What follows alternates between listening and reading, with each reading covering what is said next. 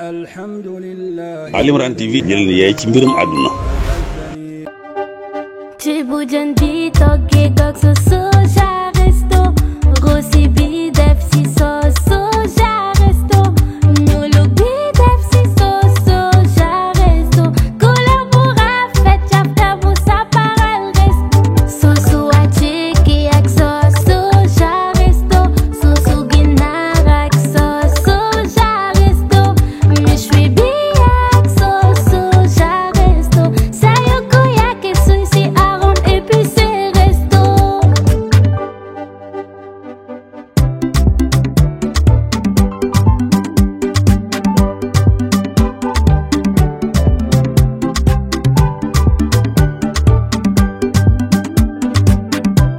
Resto, soo commencé dootoo ko bàyyi.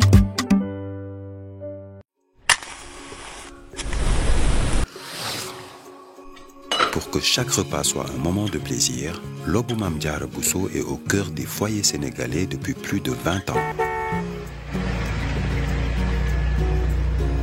Situé au kilomètre 18 route de Rufisque à Dakar, Lobou Mame Diarra Bousso est une société 100% sénégalaise spécialisée dans l'enfûtage et la distribution de gaz butane.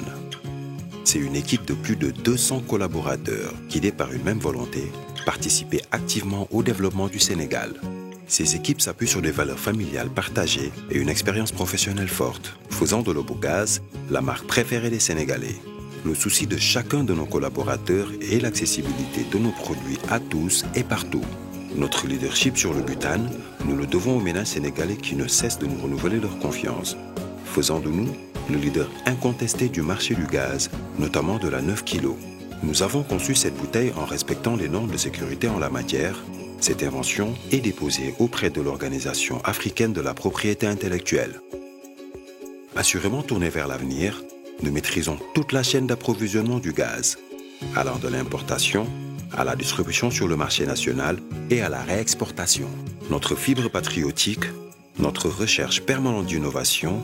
et notre souci de sécurisation de l'approvisionnement du pays en gaz butane ont motivé la construction de 4 sphères sous talus d'une capacité totale de 6200 tonnes. Lobou Mame Diarra Bousso est ainsi le numéro 1 au Sénégal et dans la sous-région en stockage conforme de gaz butane. Nos lignes de production comportent 7 carrousels, composés chacun de 12 bascules automatiques et de 5 autres bascules manuelles, soit une capacité de production de 9000 bouteilles par heure, ce qui nous permet d'approvisionner le marché sénégalais en toute fiabilité. Le gaz butane reste un produit inflammable et parce que la sécurité est primordiale pour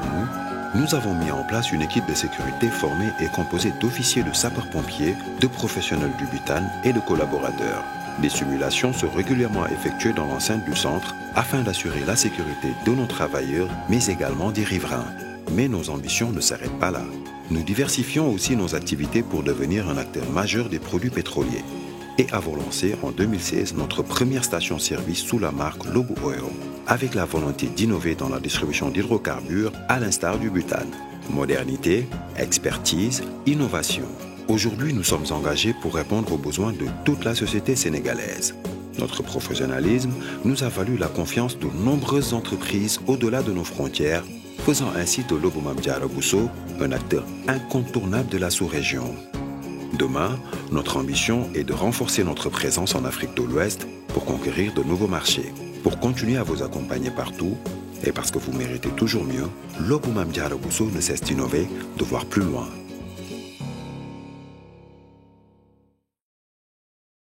الحمد لله الذي أغناني وأعزني بتلاوة. yéen ñi bëgg di jot waxtaan yi ak vidéo yi nga xam ne mooy am ci Ali Imran TV da ngeen di bës fii nga xam ne moom lañ bind s'abonné ba noppi bañ a fàtte laal kolos bi. Ali Imran TV mooy chaîne bi nga xam ne moo leen di jàngal seen diine jël leen yaay ci mbirum àdduna. لربك وادعه ليثبتك ويزيل عنك وساوس الشيطان ودع الذنوب كبيرها وصغيرها فالذنب يطفئ جذوة الأذهان وعليك بالشيخ المؤيد بالسند الحافظ الثقة الكريم ثم الصلاة الأذهان وعليك. أعوذ بالله من الشيطان الرجيم. بسم الله الرحمن الرحيم. asalaatu wasalaamu aleyka ya saydana ya waliyallahi ya nura masami adaratillah mbokk yi di bàyyi xel Ali Imran TV ci suñu émission sunu gan asalaamaaleykum wa rahmatullahi wa barakaatu. ni ma leen ko faral di waxee sunu gan moom dafa multidimensionnel ndaxte ñun ñooy dem di fekk suñuy gan nga xamante dañuy ubbil buntu yépp ndeysaan yaatal ñu dalal ñu defal ñu wan ñu xaruk kanam mbégte ak naataange di leen remercier ñi nga xamante ne suñuy partenaire lañ di ñu jàppale ci liggéey bi ku ci mel ni waa Sososa Resto ainsi que Lobbu Gaz Mame Diarra Bousso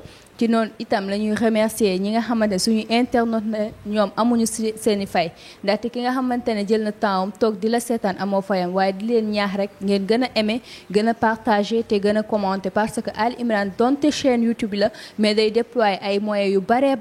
ci suñuy déplacement ci noonu rek lañ leen di bàyyi suñu invité nuyu ko dalal ko ba pare soog a dugg ci débat bi incha allah docteur Guèye asalaamaaleykum wa rahmatullah. asalaamaaleykum wa rahmatullah taalaa wa barakaatu. auzu billahi mina sheytaani rajim allahumma salli ala seydina muhammad wa ala alihi wa sahbihi wa salima. maa ngi nuyu ñëpp di leen dalal di rafetlu vraiment ci teewaay bi ngeen teew fii di nuyu télé bi. en même temps ki nga xamante ne moo jiite télé bi di oustaz Alioune Sall mu baax mi sunu oustaz ñu ngi koy ziar bu baax di ziar l'ensemble ñi nga xamante ne ñu ngi ci télé bi. Bon, pour me présenter, je me présente d'abord, c'est Madame Guèye, Ndeye Adam Codou Sarr. Je suis la maîtresse sage-femme du poste de santé de Yeumbeul Diamalaye. Merci. macha allah Madame Guèye ku la dégg ni nga présenté woo mate na sëkk xam nga nag bi nga tuddee poste de santé Yeumbeul Diamalaye waa kon waa sunu gan dinañ xam ne kat Coumba Sow mi demul ci oustaz yi kese waaye bu ngi dugg ci yeneen tey nag ab sage-femme la ñu dalal ñu ngi ci dëkk buñ naan Yeumbeul. district bi am na ñoo xamante ne gën nañ ko xamee ci Bayal su ko defee Madame Guèye tey dañuy dugg ak yéen ci mbiru soxna xam nga ku ne àdduna ne jigéen ndaxte c'est la mère qui donne naissance c'est la mère qui donne la vie kon day am solo torop ñi nga xamante ne ñu ngi ñuy bàyyi xel di ay soxna wala góor yàlla yi nga xamante ne sax ñu ngi ñuy bàyyi xel mën a xam soxna si lan lay soxlawoo ci benn étape dañuy dugg ak yéen ci soxna si nga xamante ne tey wan na la lor nga xamante ne ab doom mu ngi ci ab biiram léegi tey yan kii visite prénatale yi nga xamante ne moom la war a effectuer nan la ko war a effectuer wala lan mooy visite prénatale sax ba noppi. d'accord maa ngi lay jaajëfal ci question bi di la wax ni rek pour ma dugg ci visite prénatale yi d'abord ñun yemuñ ci visite prénatale yi mais avant la naissance d'abord mooy la femme en gynécologie d'abord dinañ gis xale boobu nga xamante ne elle est à l'âge de la puberté kooku bu ñëwee dafay soxla ay consultation yoo xamante ne day faral di am par rapport ak wér-gu-yaramam par rapport ak hygiène de comment dirais-je encore hygiène bi nga xamante ne hygiène corporelle la mooy règle yi nan lay gisee mbaax bi bu ñëwee aussi nan lañ ciy toppee loolu yëpp ba nga xamante ne nag wàllu rol bi ñëw na gannaaw wàllu rol bi bu xasee ba yegg si am na ñeenti visite bu gën a néew bi nga xamante ne OMS moom la teg mooy 4 consultation prénatale si biir 4 consultation prénatale yooyu am na consultation prénatale numéro 1 mooy premier trimestre mooy foofu si ñetti weer yi lay ñëw les 3 premiers mois boobu bu ñëwee dinañ ko seet dinañ ko laaj d'abord laaj bi lan la dinañ ko njëkk a laaj kañ la mujj a gis fóotam parce que foofu di nga mën a référé wu pour xam âge exact de la grossesse boo laajee foofu interroger ko par rapport aux antécédents médicaux antécédents gynéco antécédents familiaux donc foofu yëpp di nga ko laaj boo ko laajee foofu nag commencer nag par la visite bi lan ngay njëkkee les constantes d'abord constantes yi boo ñëwee di nga ñëw ci tension artérielle di nga xam tension bi day yéeg wala tension bi dafay wàcc wala tension bi nii boo jógee ci tension artérielle boobu di nga jël tamit la température xool tàngooru yaramam fan la toll boo jógee foofu di nga xool la mesure du PB dépister la malnutrition chez la femme enceinte foofu aussi dina am fi nga xamante ni chiffres yi fi mu lay joxee di nga xam ne kooku wax dëgg yàlla dafa xiiboon dafa bon état nutritionnel wala xiiboon bi dafa jeggi dayo bu loolu weesoo di nga jëlaat taille bi dina la jox ci nga xamante ne aperçu ci naissance bi parce que ki nga xam ne dafa gàtt de trop kooku buy wasin dafay am jafe-jafe foofu moo tax mu am njëriñ lool ñuy jël la taille bu loolu weesoo tamit am na albumine sucre ba pare nag inscrire ko ay kii yi nga xamante ne mooy vaccination antitétanique pour aar ko li nga xamante ne mooy tétanos bi nga xamante ne da leen sonnaloon lool bu loolu weesoo di nga ko supplémenter en fer pour anémie bi nga xamante ne moo ngi leen di faral di dal ñu arrêté foofu aussi boo supplémenter en fer ba pare daal di waxtaan ak moom par rapport ak hygiène bi li mu war a lekk li mu war a sol li mu war a même daal yi mu war a sol da ngay waxtaan ak moom si loolu visite post xawma prénatal bu njëkk bi boo seetloo ba pare nag doo ko bindal ay échographie pour mun a xam position xale bi ak âge de la grossesse foofu écho bu njëkk bi importance boobu la am daal di ko visite jox ko carnet ba pare nag daal di ko joxaat rendez-vous deuxième consultation boobu mi ngi koy defee de 4 à 6 mois deuxième bi foofu lay amee de 4 à 6 mois fii mu ngi amee les 3 premiers mois fii nag de 4 à 6 mois foofu ginnaaw li ñu jël foofu li ñu ciy dolli mooy déglu les BDC xool xale bi ndax mi ngi yëngatu laaj yaay ji aussi ndax mi ngi raf parce que raf bi yaay ji moo koy sentir mais yëngatu bi ñun ñoo koy déglu par rapport ak micro bi ñu koy woowee foofu nga koy dégloowee daal di jël HI bi mooy hauteur utérine bi xool foofu tamit da ngay xool foofu ndax biir bi mi ngi màgg wala biir bi màggul importance am loolu la donc foofu boo paree di nga prescrire échographie boobu bokkut ak échographie bi nga xamante ne moom nga demandé woon au premier trimestre parce que écho premier trimestre mi ngi renseigner sur l'âge gestationnel ak la viabilité léegi deuxième bi la morphologie et la biométrie fœtale moom lay demander écho du deuxième trimestre xool ndax cër yëpp ñëw na ndax cër yëpp mat na léegi nag bu foofu weesoo nga commencé foofu it am na li nga xamante ne moo gën a am solo mooy sulfadoxine trimétamine bi mooy SP bi yi nga xamante ne pour fexe jigéen bi nga xam ne dafa loru pour éviter ko pour paludisme bi attaquer ko parce que foofu aussi boo seetloo premier trimestre bi am na arme bu am solo bu ma fàtte mooy moustiquaire imprégné foofu pour aar palu bi foofu moom utilisation moustiquaire imprégné la foofu mais à partir du deuxième tiers am na ñetti comprimés yi nga xamante ne moom lañ leen di jox pour éviter palu bi attaquer ko parce que xam ne palu ak jigéen ji warul àndul fenn donc bu loolu weesoo ñaareelu pàcc bi troisième consultation bi mi ngi ñëwee de 7 à 8 mois foofu lay defee troisième consultation bi boo seetloo moom deuxième consultation bi presque ñoo bokk idem lan la ñuy rechercher foofu léegi nag nga ñëw à la quatrième consultation kooku mooy donner le pronostic de l'accouchement parce que tey ki nga xamante ne consultation bu mujj boobu boo seetloo ki nga xam ne taaw la ëmb foofu dañuy def la pelvimétrie xool ndax cër yi xale bi ak par rapport ak bébé bi fi mu war a mën a génnee war na mën a méngoo léeg-léeg boo nattee di nga gis ne dina am lu des wala dina am lu yées nga ne yow kat waroo wasine ci poste de santé mais ci hôpital nga war a wasine parce que bi ñu nattee gis nañ ne sa cër yi motul par rapport ak bébé bi fi nga xamante ne fa la war a jaar importance boobu moom moo am ci quatrième consultation bi loolu nag ci quatrième consultation bi aussi dinañ ko jàngal les signes de danger parce que defar aussi le plan de l'accouchement xamal ko les mandargay jot na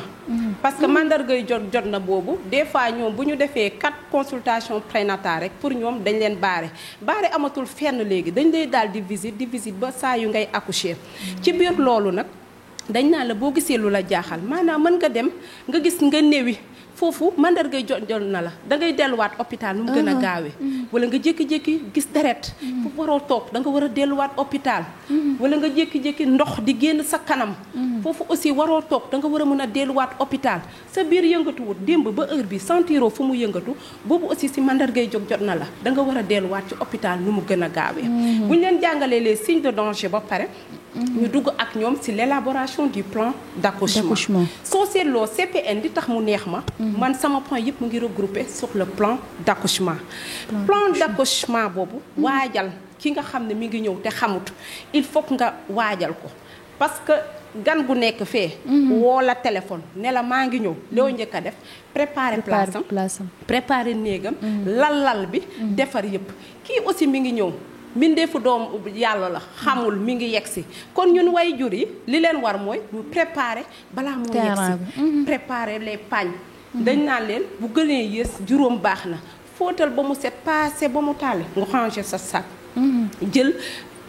préparer xaalis parce que ku xam-xam ne wasin am na commencement mais jeexutal bi kenn xamu ko suñu borom rek moom moo ko xam bu loolu weesoo ñu ne que bu ki muy dem ki muy àndal nay fekk ne mu bokk ak moom même groupe sanguin parce que au cas où mu soxla deret kooku war na ko mun a dimbale préparer aussi moyen de transport parce que moyen de transport bu fekkee yow yoroo oto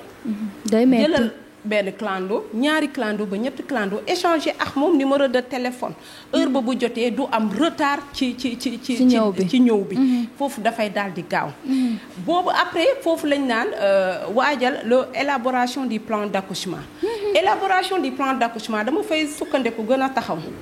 parce que ñun district de Yeumbeul dañu bénéficier wu loo xam ne benn district yëpp bénéficier wu ko mooy li nga xamante ne la préparation à la naissance et à la parentalité parce que tey ki nga xamante ne mu ngi trouver au dernier tiers de sa grossesse da ngay recruter les femmes qui se trouvent au dernier tiers de la grossesse nga oo leen convoquer leen au moins mu nekk 15 ba 20 femmes nga lal say matelas lal say tapis du moins teg say ballon comme li nga fekk sama bureau ñu naan yoga pour yoga la préparer yëpp teg convoquer leen teg vidéo de projection lan nga ci ut expliquer leen ñu am aperçu pour ce qui se passe dans la maternité parce que elles ne savent pas la plupart des cas elles sont ignorantes léegi nag problème yu bari mi ngi am incompréhension bu bari mi ngi am entre la population et les sages-femmes lan moo ko waral parce qu'on ne se comprenne pas ñoom pour ñoom seen métit bi lu da waru alors que ñun métit bi c'est tout à fait normal parce que métit bu amul doom du génn métit boobu contraction yooyu moom mooy agir sur le col mu fexe muy dilaté wu par centimètre ba ouverture totale mu am doom mun a génn parce que loolu bu amul rek doom du am dégg nga léegi ñoom pour ñoom nag loolu métit boo xam ne warta mun a am la ak non assistance bi waaw c'est ça parce que loolu boo ko gisee moo tax mu am importance boobu mu am parce que tey ji ñoom dañ leen di expliquer accouchement nan lay demee ëmb bi lan moo tax métit bii di am lan moo tax ngeen di sentir parce que dañ leen di projeter 2 photos yi nga xam ne la femme en gynéco la femme en position gynéco ak la femme bi nga xamante ne elle est en état de grossesse ñaari forme yi du benn nga gis que ne biir bi bu doom ji nekkee dafay am tout le temps organes yi muy laal tey boo demee ci vessie bi plus bébé bi di mi ngi màgg plus day tànc vessie bi du coup tout le temps elles ont envie de faire pipi loolu waral mënuñ téye seen saw day ñuy saw rek parce que najukaay bi dafay naj sawukaay bi beneen organe léegi nag boo leen ko expliquer wala ne maternité heure bi dañ leen war a seet wala heure bi accouchement bi nii lay demee bébé bi nii lay transformé woo ci biir bi dañuy comprendre da ngay gis que bu ñuy def science bi duñu bëgg sax jóg parce que c'est tellement intéressant et passionnant en fait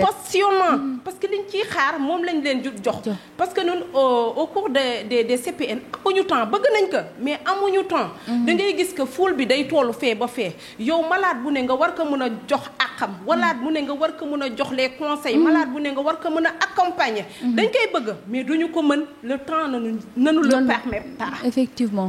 léegi du coup kooku naan kii dafa ñàkk kersa kii pourtant maa ngi wax ak moom faalewu ma kii pourtant laaj naa ko tontuwu ma wala tontu bi gaaw na alors que bëgg nañ ko mais temps bi moo ñu ko mayut mais kii yooyu nag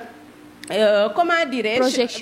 projection yooyu ak préparation boobu ñuy organiser da leen di faciliter la compréhension au moins kooku di nga def ci boppam bi loo xamante ne amu ko woon auparavant bokk la ki nga xam ne xamul dara loolu nag moo gënoon tax ma gënoon a bëgg vraiment CPN xawma nuñ koy waxee pour nga wax si da ngay kontaan parce que plan d'accouchement boobu il faut que mu dugg que yeneen district yi ñu fexe ñu partager ko parce que ñun benn district la ñoo ko bénéficier wu loo xam ne dañ ko war a multiplier à travers partout boo xamante ne am na des équipes yoo xamante ne day nekk au niveau des centres de santé uniquement pour macha allah docteur dugg si. c'est passionnant man mi nga xamante ne xaw ma dara ci en matière de santé sax bi ngeen di wax damay kontaan ndaxte damay yëg ne li ngeen di wax ni ci seen xol ngeen ko jëlee te vous maîtrisez très bien le sujet suñu taataane seen i kàddu dañuy xam ne wax ngeen ci importance bi njariñ ji ak njariñ ji mu mën a servir ba nga xamante ne yaay ji lor gi nga xam ne mën na koo am mu wàññeeku ndaxte ki nga xamante ne convoqué nga ko dernier trimestre nga expliqué ko tey conséquences yi ak causes yi ak lii moo tax métit bi du man nit ki maa la ko teg waaye c'est une chose normale tout à fait normale surtout léegi nga influence ki nga xamante ne tey bëggul woon ñëw par exemple man bañ naa district man bëgguma district léegi ki nga xam ne tey ñëw na district Yeumbeul gis fii par exemple matukaay yooyu ay yoga et tout léegi kooku influencé ko ba mu ñëw donc district les moyens bariwul torop comme clinique yi et tout donc da ngeen ñuy duggal rek parce que tey suñu waxtaan daa war a ala daw mi dañ ko war a xaaj ci ñaari xaaj di duggaat ci beneen pàcc léegi da ngeen ñuy ñëwal ci ki nga xam ne amaana sax léegi bareetul ki nga xam ne tey visite prénatale war na ko def mais ignorer risques yi ak tayal wala ñàkk am wala ñàkk mën tax defu ko ba nga xamante ne daal demul ci benn district toog am doom sa kër donte léegi bareetul mais mu ngi am ba tey conséquences yi nga xamante ne mën na am ci wérgu yaramam docteur Guèye da ngeen ñu ciy ñëwal. bon foofu boo ma fi laajee damay kontaan parce que boo seetloo loolu sunu si àll bi la doon bëree. le plus souvent. mais ba léegi dañ naan dañagul. parce que à Dakar ba léegi da nga koy gis. y a certaines de ces femmes yoo xamante ne elles viennent tardivement dans les structures de santé par ignorance parce que lu si bëri ñoom du ñu xam les causes yi nga xamante ne moo leen ci mën a fekk parce que kooku ki nga xamante ne tey mosul ñëw visite toog ba au dernier tiers de sa grossesse mu doog a ñëw présenté wu sa kanam ne dafa soxla consultation kooku xamal ne elle n'a pas pris de fer te ci prévention yi la bokk ki nga xam ne dafa ëmb dafa war a jël fer da nga leen di gis ñu nekk ci état boo xamante ne totalement pâle doo ko ñeme tey boo jëlee tey nu mu tuddatee def NFS bi hémoglobine bi dafay wàcc de telle sorte que kooku ñeme woo ko sax assister ci poste effectivement waaw kooku bu si kii la bokk parce que directement à l'hôpital maanaam day manqué deret ju xaw a bari manqué bi jéggi dayoo ndax lan ñàkk a ñëw fréquenter hôpital ci heure bi nga xamante ne waroon na ko mën a ñëw fréquenter bu loolu weesoo aussi utilisation du moustiquaire wala comment dirais-je utilisation de l'SP parce que tey ki nga xamante ne jëlul moustiquaire am wala jëlul SPM à temps mën na dem ba palu dugg ko te ku xam-xam ne palu ak jigéen ji warul àndul parce que dafay am des conséquences qu'il fait sur la grossesse et des conséquences qu'il fait sur la maman elle-même donc nga xam ne kon palu dafa doon loo xamante ne lu dangereux nit a ngi def des fausses couches mën na ko def mën na def aussi des naissances comme par exemple des naissances yoo xamante ne du ñëw à terme mu accoucher noonu boo xamante ne accouchement prématurément merci beaucoup wala mu def comment dirais-je encore bébé bi mooy dee ci biiram mooy mort in utero parce que avant que bébé bi di génn mu loru ci biiram loolu yëpp paludisme da koy def ci nga xamante ne jigéen ji warul ji la kon donc ñàkk a teel a jóg bi dafa am sur comment dirais-je encore pendant la grossesse conséquences yi muy andi sur le bébé que sur la maman mais aussi mën na ko def lors des accouchements parce que tey ki nga xamante dem na këram toog fa ba heure bi jot nga war a wasin au lieu nga dem ci structure de santé nga dem wasine sa kër mën nga fa def hémorragie du baal première cause de décès mooy hémorragie moo occupé la première place kooku bu fekkee ne xamal nga ko peut-être que foofu je dirais que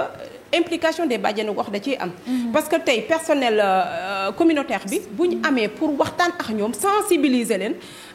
au moins dina leen booster à ce que ñuy ñëw à temps pour faire la CPN du ñëw à temps sans pour autant accoucher à domicile loolu laa amoon macha allah docteur Guèye leer na xam ne conséquences yi c'est trop fatal même la ñuy wax ndaxte tey sooy jël 100% des femmes yi doon accoucher ci dëkk yi presque 2% sax du ci mucc amaana nag duñu comparer temps yi ndaxte bu njëkk ak tey la woon dafa woon du benn kon ñi nga xam ne déglu nañ la xëy na sama genre gu texit gi tayal lool dinañ ci bàyyi xel léegi nag docteur dañuy dugg ci beneen laaj nga xam ne doonte visite prénatale am na solo lool waaye feebar boo xam ne dafa dugg ci suñu société mais surtout sonal jigéen ñi ñu koy wax le cancer du col de l'utérus léegi cancer du col de l'utérus boobu la ñu bëggoon xam mooy lan avant nga ñëw wax cause yi incha allah. D'accord parce que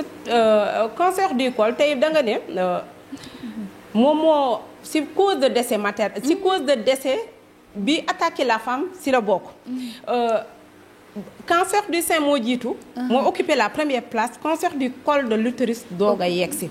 parce que cancer du col de l'utérus infection boo xam ne la infection à papillomavirus virus. Cancer du col li koy joxe mooy virus boo xam ne on l'appelle virus du papillome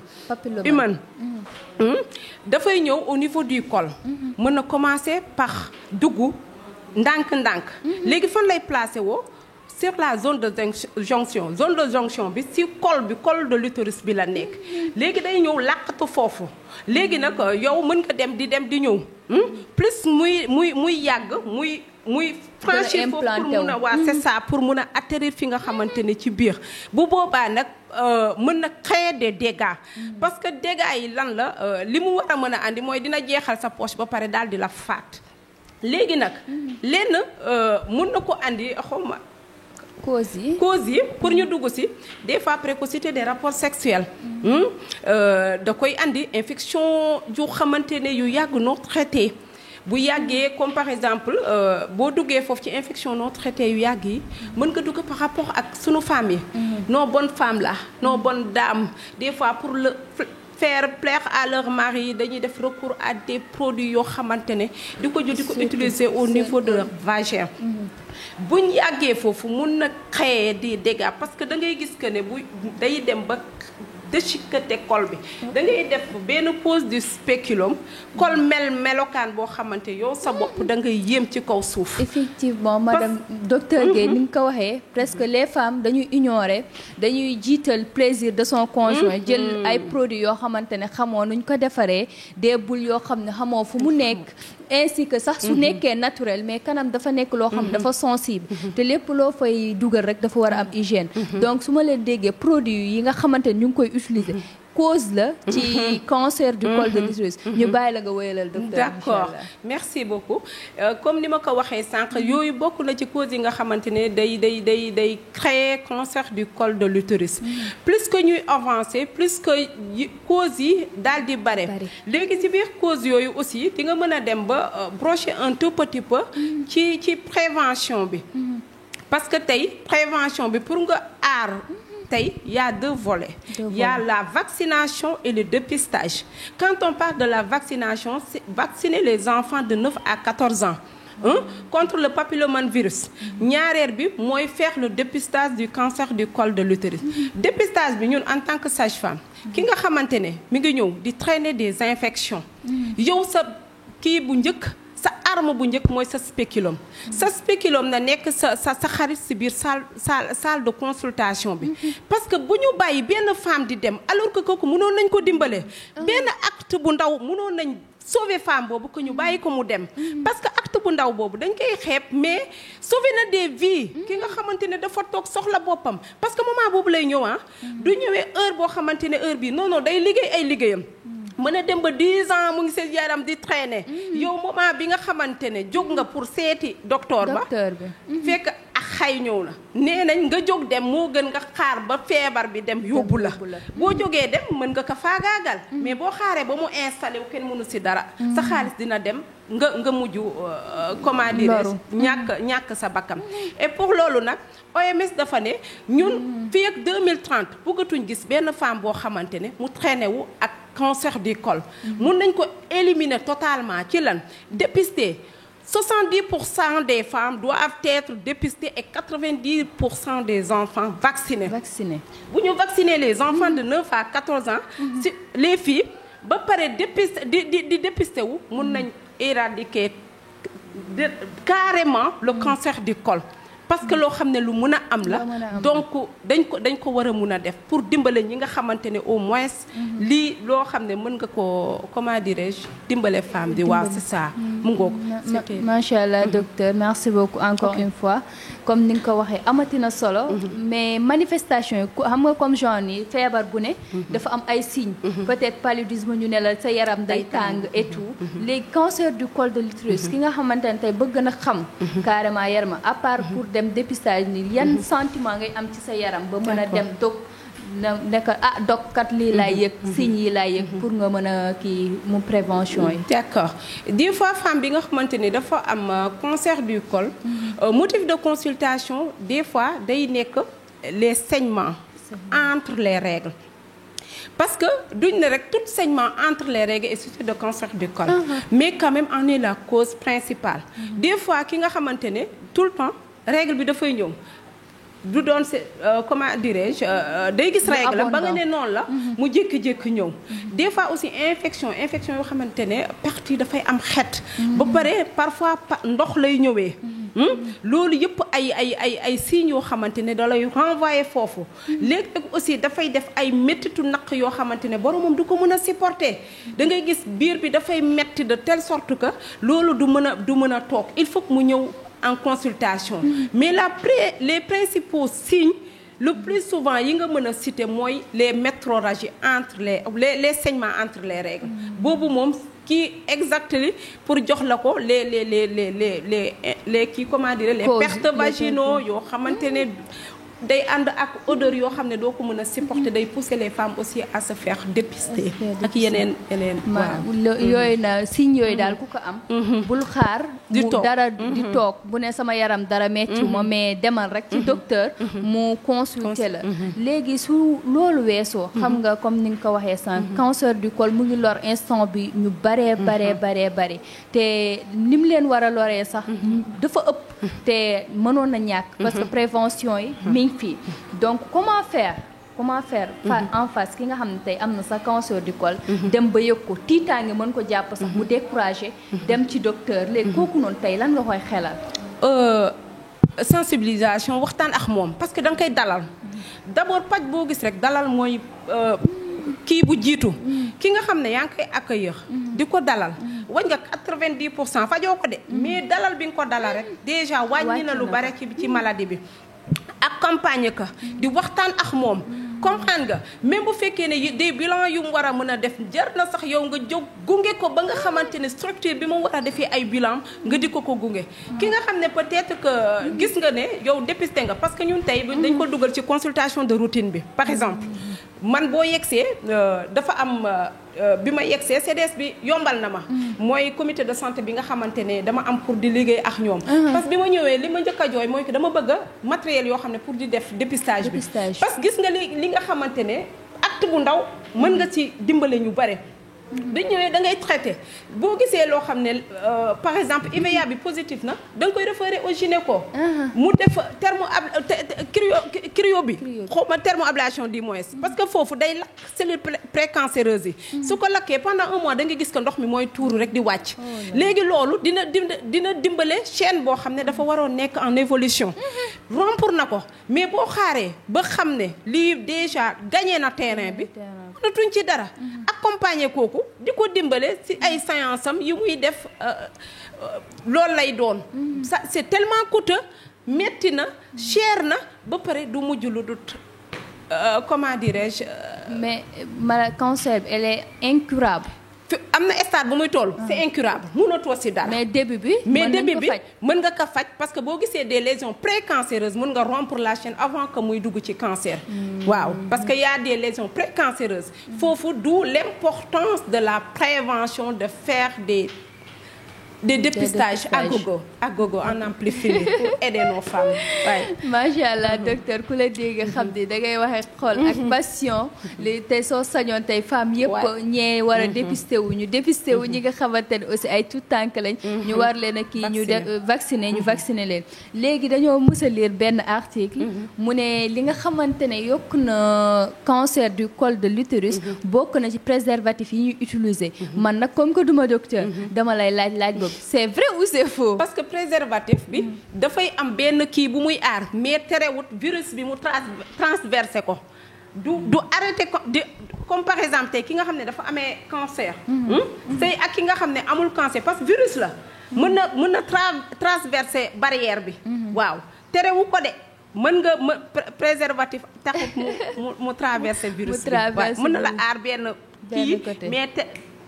traverser bi mu mën na ko traverser. téyewu ko. virus dafa ndaw daal dafa épais. dafay dugg carrément dem. waaw dafay dugg carrément dem. da koy traversé. macha allah docteur leeral yi amatina solo. léegi tey jamono fi mu toll nii ak ban conseil remède bi nga xamante ne tey moo gën a efficace à part méthode yi nga wax. la soxna yi war a jël. ban remède nga leen di xelal. par rapport à la consultation prénatale ñu ñëw di consulter wu à temps. par rapport au suivi postnatal parce que après la consultation prénatale il y a le suivi postnatal. boobu aussi suivi la dina dem ba 3 ba 4 suivi postnatal. bu loolu weesoo aussi nga gunge ko ci la planification familiale. parce que biir planification familiale bi aussi mën nga ko à juste 2 ans le temps que bébé bi noppalu le temps que yaay ji noppalu pour que mu defaat ay doomam parce que dañ ne bu weesoo foofu bu dee état de santé am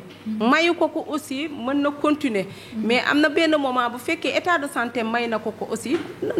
arrêter dem jëlaat yeneen grossesse mais quand même il faut que ñu jéem di ñëw à temps ñu leen di consulter à temps pour jéem a def ay prévention à temps di rompre chaîne bi à temps waaw loolu daal la amoon macha allah docteur leer na xanaa comme ça que fi nga cof rek laataa ñoo jeexal incha allah ci planification familiale bi duñ fa mën a ñàkk dugg ndaxte tomb la boo xam ni sage-femme yi ñu ngi naan planification mais méthode yi ñuy utiliser ni ki mel ni la piqûre bi brin bi et pilule bi ak yëpp rek est-ce que méthode yooyu aussi amul ay conséquences yu négatives trop négatives même sur la santé est-ce que nef bi du ko gën. donc bon je dirais pas que nef bi mën a parce que dans chaque méthode il y a les avantages il y a les inconvénients et les effets secondaires pour chaque méthode de planification familiale dafa am waaw tey boo ñëwee si dans pour les implants mi nga fa nga ñëw l'injectable mi ngi fa nga ñëw dans les pilules mi ngi fa nga ñëw DU mooy dispositif intra-utérin mu nga fa donc bépp méthode de planification familiale boo xam ne am na ay hormones rek il y a les avantages il y a les inconvénients et il y a les effets secondaires parce que il y a les méthodes hormonales et les méthodes naturelles parce que du méthode hormonale yi rek ñoo fi ne comme planification familiale il y a les méthodes naturelles te méthode naturelle boo ñëwee donc du looy naan du looy injecté wu mais quand même par rapport ak sa cycle menstruel nga mën a utiliser méthode bi sans problème sans danger c'est ça parce que foofu boo ñëwee di nga fa fekk coït interrompu méthode naturelle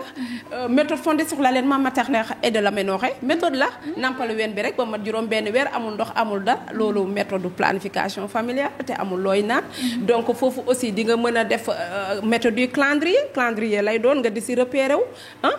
am na collier du cycle genre caq la moom aussi dalay wat ne la nii ngay war a jaaree sa cycle bu tollee nii am na moment yoo xam ne waroo cee sëy boo ci sëyee di nga ëmb loolu donc il y a tellement de méthodes yoo xamante ne nit ki mën na ko utiliser mais quand même boo ñëwee ci méthodes hormonaux yi nag quand même il y a les avantages qui sont là il y a les inconvénients et les effets secondaires. léegi ki nga xamante ne tey le plus souvent sax maanaam ñi nga xamante ne dañu am ay tout tànk mën nañ ko utiliser mais c'est rare ñu utiliser ko à une durée bu yàgg ñi koy utiliser tey le plus souvent soit amaguñ tout tànk wala ñu doon ay célibataire léegi yan conséquences yow amagoo tout tànk yan conséquences nga mën a kii planification la mën a indi ci yow. donc da ngay rencontrer ces genres de situations mais quand même la première chose à faire c'est de conseiller d'abord parce que planification familiale terewut les infections sont là mën na la arrêter pour ne pas attraper une grossesse mais quand même il y a les infections qui sont là donc kooku di nga waxtaan ak moom sensibiliser parce que on va sensibiliser on va communiquer on va informer parce qu'on dit informer éduquer communiquer pour un changement de comportement donc bu fekkee ne xale yooyu ñëw na da ngay waxtaan ak ñoom di giddi di wax parce que tey ji arme bu njëkk par rapport ak kii pour nga moytu mooy que abstinence. Abstinence boobu dinañ dugg ak yow. soo demee doo dégg ma dugg ak yow par rapport ak li nga xamante ne planning mën na la ko may que mënu la ko may. parce que tey boo defee planning certes yaa ngi planning pour empêcher une grossesse. mais quand même infection yi mi ngi fi di def ay ravages. te tey boo defee ne boo deful planning xaw ma boo defee planning foog ne yow yaa fa nekk di def li ngay def leneen mën na ñëw andi beneen problème. donc xale yi moom di wax rek di waxtaan ak moom parce que jamono ji tollu na tolluwaay boo xamante ne. on fait qu'éduquer te du ñuy tàyyi du éduquer parce que am na suñuy rakk ñoo fi ne suñuy doom ñoo fi nekk suñuy petite sœur ñoo fi ne soo yegsee comme jeune fille dama lay jël comme sama petite sœur wala jël la comme sama doom commencer taf la pour mën a waxtaan ak yow parce que nit ki boo waxtaanut ak moom accueillir que noo ko dafa il va fuir te bu fuiree dem feneen lay dem wala mu dem recours ci comment dire internet bi lu mu ko laaj mu jox ko wala nga dem di approvisionner wu dans les pharmacies et tout mu andi ay problèmes yoo xamante ne kenn du ko taay c'était évitable au fait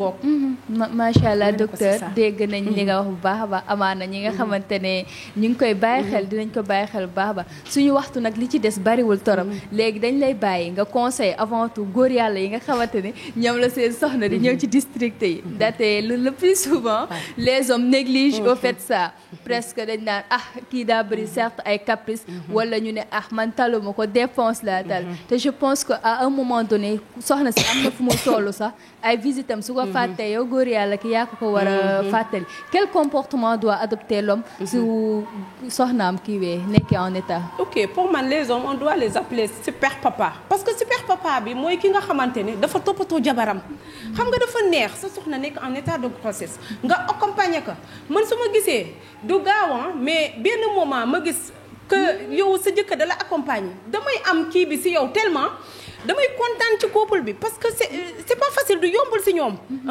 da ngay waxtaan ak ñoom di gindi parce que tey ñoom ñoo fi nekk ñooy sunu papa avant tout ay papa lañ ay frère lañ ay cousin lañ ay lépp lañ parce que ñun amuñ leen lu dul ñoom kon ñoom ñoo war a accompagner ces bonnes dames là ki nga xamante ne nekk na en état de grossesse c'est pas elle seule du moom kese kon yow mi nga xamante ne yaa ngi ci bokk yow yaa ko war a accompagner yow yaa ko war a mën a dalal mais da ngay gis yoo xam ne da nga koy rencontrer de tous les jours femme bi ñëw xaalis bu mu ñëwee consultation sax da koy të parce que des fois dara du ko topp nga wax mu ne taluma la comme ni nga ko waxee leneen laa tal alors que kooku nga ne taluma la boo ko lijjantiwul tey mooy dem ba andi la complication te bu boobaa di nga ko tal par force parce que heure bi nga ko war a gérer woo ko fi bu heure ba xawma complication ñëwee di nga dugg par force kon nag nañ ñuy jàppale di leen dimbale ku xam-xam ne jigéen les fois signe sympathique yi da leen di pousser à ce que ñuy am humeur boo xam ne mais dañ leen war a comprendre te une fois que jëkkër ji ñëw accompagner femme am di nga fa mën a jëlee yu bëri éducation la da ngay jëlee culture boo xamante ne ëllëgee boo yeggee kër ga di nga mën a gérer sa famille gérer sa jabar gérer ñi nga xamante ne sax nekkuñu autour de toi bu boobaa effet bu positif lay am mais boo xoolee ñoom ñaari façon góor yooyu ki nga xam ne jabaram day négliger jabaram bokkul ak ki nga xamante ne jëkkëram da koy kii tout le temps duy demee neen parce que da nga koy gis da nga koy yërëm tellement mi ngi am ay kii fii mi ngi jeex mi ngi anémie mi ngi xalaat tout le temps melokaan yoo xamante ne te nag ñoo dafa vomir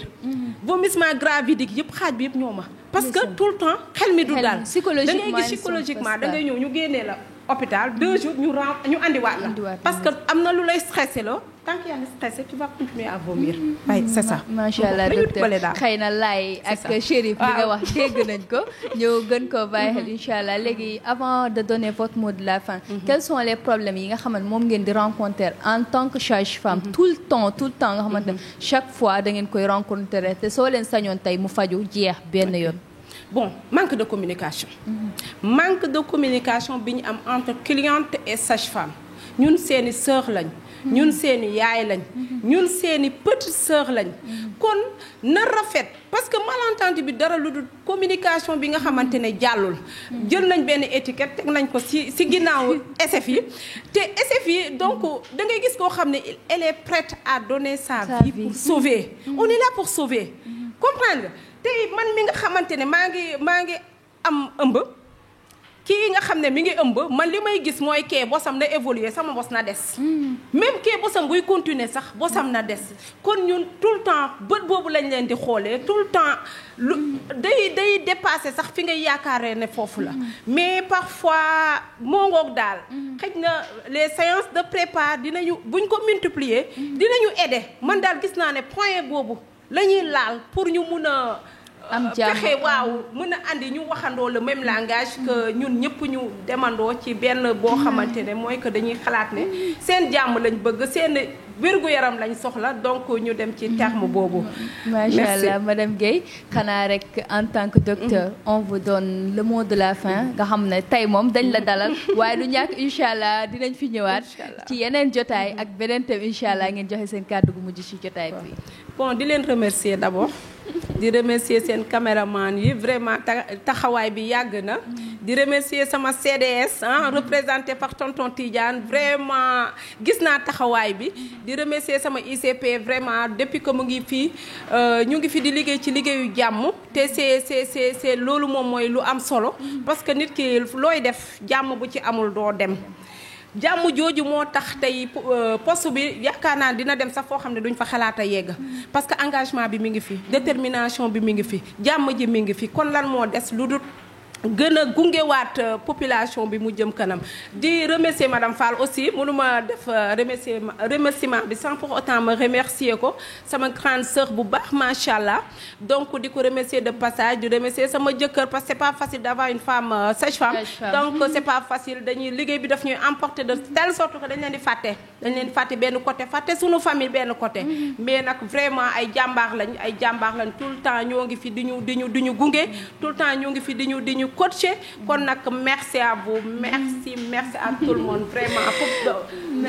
poste bi aussi maa ngi remercier ñëpp wax dëgg yàlla jàmm doo nga fi am wax dëgg yàlla. merci beaucoup docteur ça a été un immense plaisir ñu dalal ab gan goo xamante ne kàngam la te ku leen xool xam ne doo leen mag torop ndaxte par le visage yi dañuy mën a xam suñu ganu tey kii ndaw la waaye ndaw lu bu xam fu mu jëm la te bëgg tamit am bëgg-bëgg bu fort ndaxte soo gisee ni muy waxee ndeysaan day wax xol di wax ab gëm-gëm te lu raar la tey ci ndawu tey nga xam li nga bëgg te moom docteur Guèye nag dafa xam li mu bëgg xanaa kon remercier que monsieur Guèye ndaxte avoir une sage-femme comme ni mu ko waxee yombul doo mën a fay sa téléphone tout le temps on t'appelle pour des urgences di remercier aussi ci accueil bi nga xamante ne accueillir nañ ko ndaxte su ko neexoon mu fasal ñu kanam mais dama ñëw li ma njëkk a gis ndeysaan c'est son sourire te daf ma gën a ñemeloo gën ma sawarloo kon amaana waa Yëmbal am nañ chance am yenn sage-femme yi kon nañ ci jàpp bu baax a baax di remercier ñi nga xamante ne ñooñu jàppale ci jotaay bi ku ci mel Tanfa Diallo ak Tanfa Ndiaye Seck di leen remercier di remercier samay caméraman Layba ak Chérif ainsi que sama technicien ñu suivre aussi conseil yi nga xamante ne docteur wax na ko ndaxte thème bi lañ doon faral di tënku thème mais tey dañoo ñëw rek ne ko docteur kat dañuy waxtaane mbiru jigéen mu nangul ñu ko ñu jógee ko les visites prénatales mu duggal ñu ci xuusak ñuñ ba fi muy yem ak ñun ñu dugaat aussi ci cancer du col de l'utérus jeexale ko ci planification familiale ainsi que conseil yi nga xamante ne mi ngi koy joxe. kon nag jigéen ñi ak góor yàlla yi nga xamante ne ñu ngi koy bàyyi xel nañ ko bàyyi xel bu baax a baax te suivre conseil yi amaana kon liñ ciy daw ak liñ ciy bañ yépp mën cee ñàkk incha allah di leen remercier bu baax a baax di leen gën a ñaaxaat ngeen partager émission bi aimé ko te like ko mbiru diine nag moom lu ci waay def rek yàlla dina la ko fay xanaa di leen jox dig daje ci beneen jotaay sunu gan fi ak fukki fan ak juróom incha allah wasalaamualeykum wa rahmatullahi wa barakaatuhu. ci bu jën di toggee toog sa soja resto rosi bi def si sos soja resto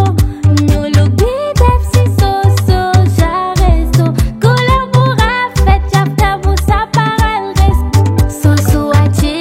ak sos soja resto sosu ginaar ak sos soja resto méchoui bi ak sos soja resto sayo ko yàkke suy si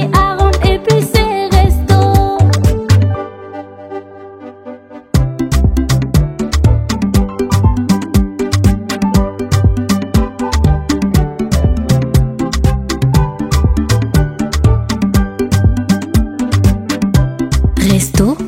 soo ko mosee dootoo ko bàyyi.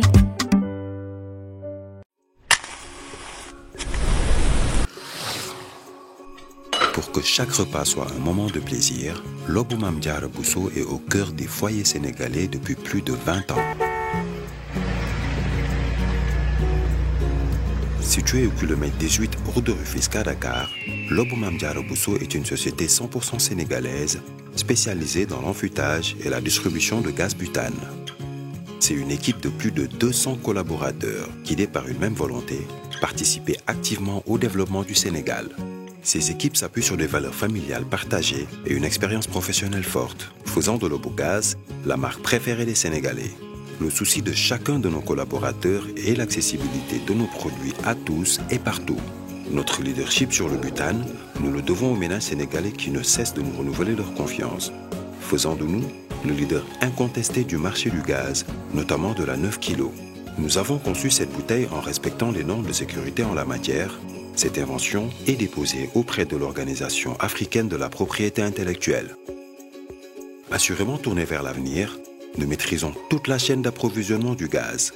allant de l'importation à la distribution sur le marché national et à la réexportation. Notre fibre patriotique, notre recherche permanente d'innovation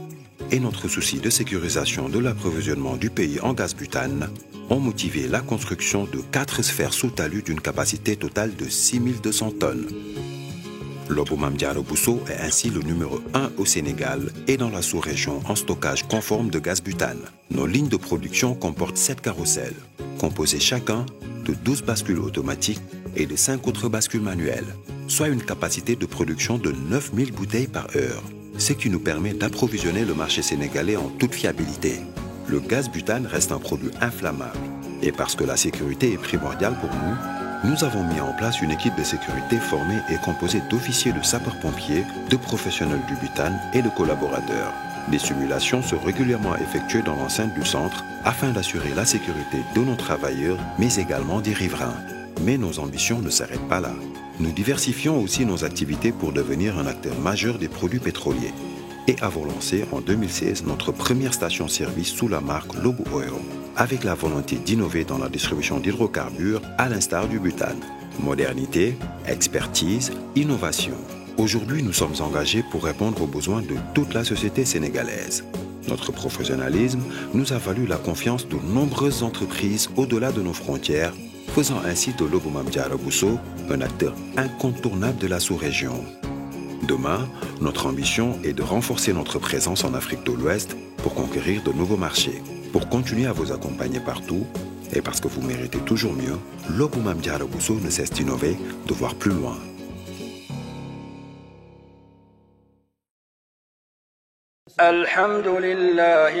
الحمد لله الذي أغناني وأعزني بتلاوة. yéen ñi bëgg di jot waxtaan yi ak vidéo yi nga xam ne mooy am ci Ali Imran TV da ngeen di bës fii nga xam ne moom lañ bind s'abonné ba noppi bañ a fàtte laal kolos bi. Ali Imran TV mooy chaîne bi nga xam ne moo leen di jàngal seen diine jëleen yeey ci mbirum àdduna.